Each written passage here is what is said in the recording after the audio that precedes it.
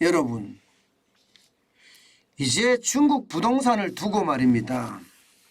대란이라는 표현을 씁니다. 예, 그러면서 20년 잔치가 끝났다 이런 표현도 아주 자주 쓰입니다. 20년 잔치가 끝났다. 20년이 뭘까요? 1998년 주룽지 당시 총리가 기존 주택 분배 제도를 폐지를 하고요. 주택을 상품화했던 시대입니다. 1998년. 그러니까 주택을 분배하는 데서 이제는 완전히 폐지되고요. 이제는 주택을 사고 파는 상품화 시대가 됐다는 거예요. 그 20년 동안 중국은요. 이게 많은 사람들이 부동산, 집을 샀습니다. 집을. 그런데 문제는 20년 동안 그렇게 집을 사면서 부동산 시장이 우상향으로 쭉 올라가던 것이 근래 들어서서 집값이 뚝뚝이 아니라 와르르 무너진다는 사실이에요. 자, 일단 이거부터 먼저 보시죠. 70개 주요 도시 집값 하락 개월 수입니다. 연속입니다. 연속. 14개월 연속이에요. 14개월이면 1년 넘게 계속 떨어진다는 이야기죠. 계속 떨어진다는 이야기입니다. 오죽했으면 여러분 홍콩 신문들에서 말입니다. 중국 부동산 맥없이 추락하고 있다 이런 표현까지 나타나고 있습니다. 이게 베이징이나 상하이는 좀 덜 떨어져요. 오르는 것도 있고요. 그런데 나머지 도시들은요. 꼼짝 말합니다. 그야말로 와르르 무너지는 게 정상입니다. 어느 정도 무너지느냐? 여러분 이거 한번 보세요. 10월 기준으로 보면요. 2022년 10월 기준으로 보면 신규 분양 주택은요. 지금 2.14%가 떨어졌습니다. 그러나 기존 주택은요. 3.65%가 떨어져서 더 많이 떨어지고 있습니다. 야, 이것은 어째 보면 말입니다. 심각하죠. 신규 분양 주택이 가격이 이렇게 떨어진 거지요. 실제 판매 기준으로 가잖아요. 판매 기준으로 가면 올 2월까지 작년 동기 대비하면요. 19.3%가 감소했습니다. 5월까지는 31.5%가 폭락했습니다. 31.5%가.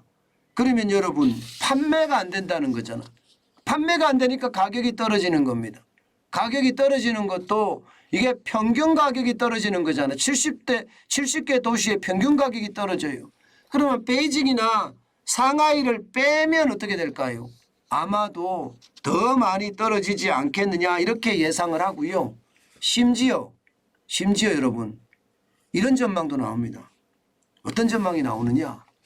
1990년 91년에 일본 부동산 버블이 붕괴된 거 기억나시죠?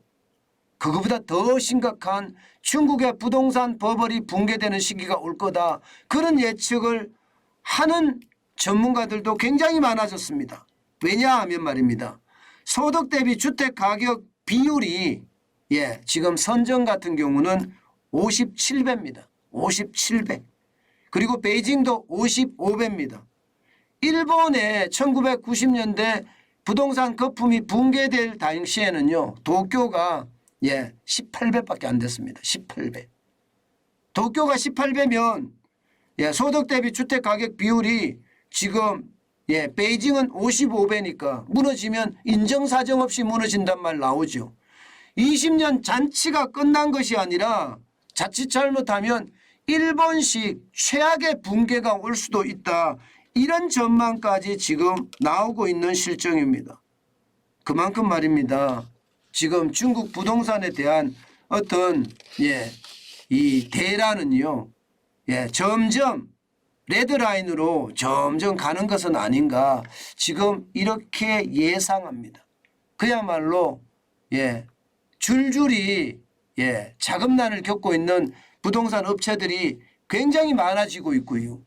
여기에다가 지금 자금에 대한 조달도 만만치 않다는 겁니다. 여러분 이것도 한번 보세요. 이것은 예, 중국 상업용 주택입니다. 분양 액수 증가율입니다. 보시다시피 마이너스입니다. 9월 기준으로 마이너스 26.3%예요. 2021년 12월까지만 하더라도 4.8%의 어떤 증가율을 보였거든요. 9월에는 16.6%의 증가율을 보였습니다. 그런데 올 9월 1년 만에 마이너스 26.3%의 증가율을 보인다는 것은요. 일본보다 더한 거품 붕괴가 올 수도 있다는 게 지금 시장의 전망입니다. 시장의 전망. 굉장히 충격적이라고 보는 거예요. 심지어 말입니다. 여러분, 중국 당국도 이 문제에 대해서 아주 심각하게 고민하는 것으로 보입니다. 직접적으로 부동산이 위험하다 이렇게는 말하지 않지만 간접적으로 말입니다. 대출 기준금리를 지금 내리고 있습니다. 8월 기준으로 잡았을 때 1년 만기 대출 기준금리가 3.65%입니다.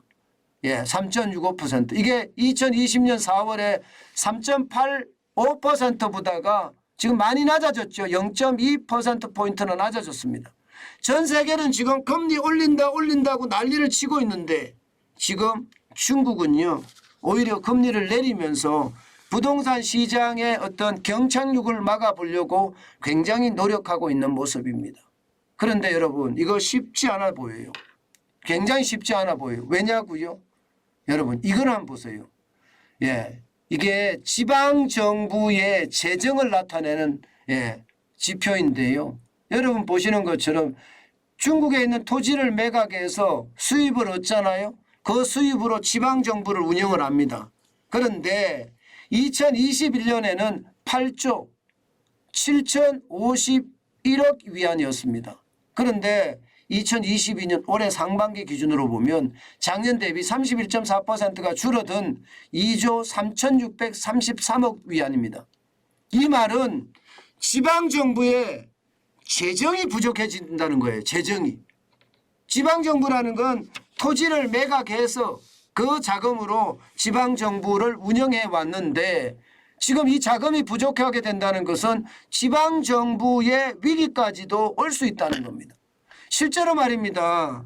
이게 중국 같은 경우는 언론이 자유롭지 않기 때문에 많은 얘기가 나오지는 잘 하지 않지만 분명한 것은 학교 선생님들이 월급을 못 받았다 이렇게 이야기하는 사람들이 많아지는 걸 보면 지방정부가 굉장히 어려워지는 것으로 보입니다.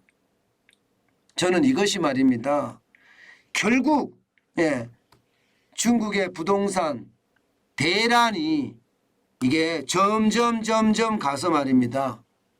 대혼란으로 빠지고요. 중국 경제 전체를 휘어잡는 아킬레스건이 되지 않겠느냐 이런 생각 진짜 많이 합니다. 이렇게 됐을 때 우리 경제는 어떨까요? 중국의 부동산이 무너지면 내수가 망가지거든요. 내수가 망가지면 중국의 경제 성장률이 내년에 4.9% 성장한다는 주요 IB들 투자은행들의 전망과 달리 말입니다. 이게 3% 초반으로 떨어진다는 그런 전망들도 나오거든요. 그만큼 말입니다. 중국 경제는 지금 굉장히 위험하다. 부동산이 무너졌을 때 그때 다가올 수 있는 것은 엄청난 충격이 될 수 있다. 문제는 부동산이 무너져서 중국 내부의 위기가 오게 되면 대한민국 수출에도 어마어마한 타격을 줄 수 있다. 저는 그래서 지금 중국의 부동산이 어떻게 돌아가는지 유심히 봐야 된다. 그래야지 우리 경제가 이게 살아날 수 있는지 없는지를 짐작할 수 있다. 저는 그렇게 생각합니다. 그만큼 말입니다. 상황이 좋지가 않아요. 제가 여러분들에게 중국발 위기 온다 이 말도 몇 번 전했습니다. 지금 만약에 중국의 부동산 시장이 무너졌을 때 우리에게 올 수 있는 것은 그 여파가 단순한 쓰나미가 아니라 우리가 한 번도 경험하지 못한 그런 쓰나미가 몰려오지 않을까 그런 예측까지 해봅니다. 그만큼 중국의 어떤 경제는요. 저는 백척간두의 위기에 서 있다 이렇게 보고 있습니다.